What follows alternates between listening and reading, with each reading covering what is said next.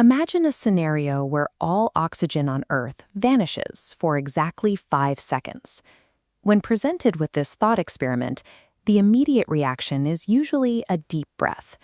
A human can comfortably hold their breath for 30 to 60 seconds, making a 5-second pause seem entirely survivable.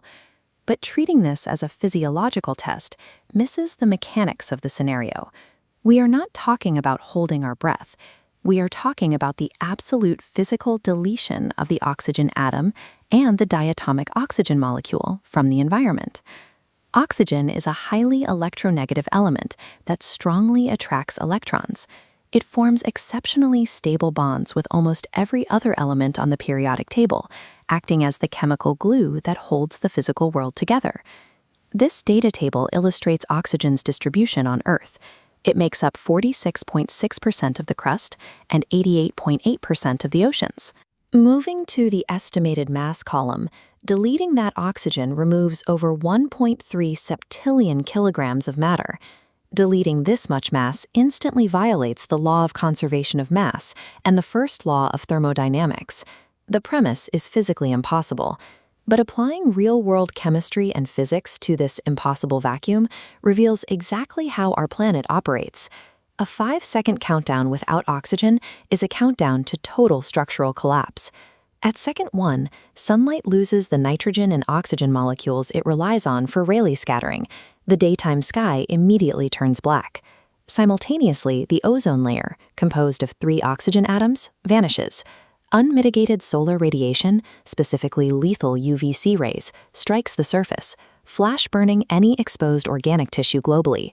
This visualization of Dalton's law shows what happens to the air pressure. Because oxygen contributes roughly 21% of total atmospheric pressure, removing it means global air pressure plummets.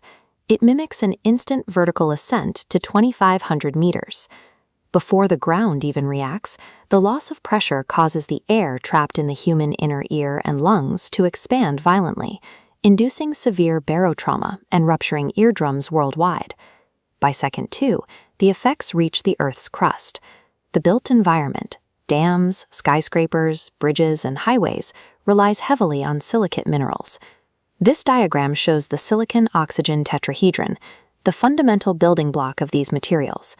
Without oxygen, these tetrahedrons and their hydration bonds instantly dissolve.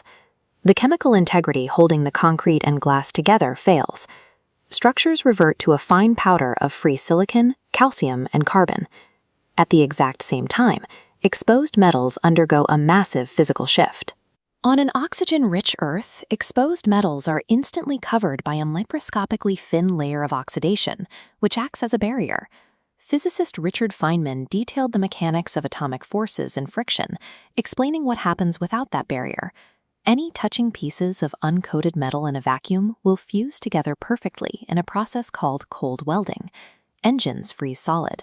Vehicles and machinery lock into fused metal husks, while the concrete roads beneath them turn to dust.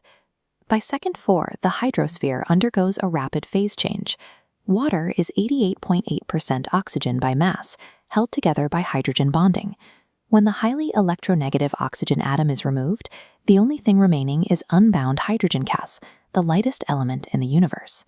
The dense liquid of the oceans, rivers, and lakes rapidly transitions into an unbound gas, causing a massive, explosive expansion in volume.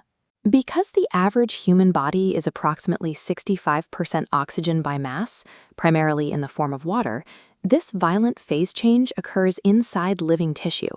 The sudden breakdown of bodily fluids into expanding hydrogen gas triggers cytolysis. The cells cannot contain the internal pressure and physically burst. At the 5th second, the experiment concludes. Every living organism is destroyed from the inside out.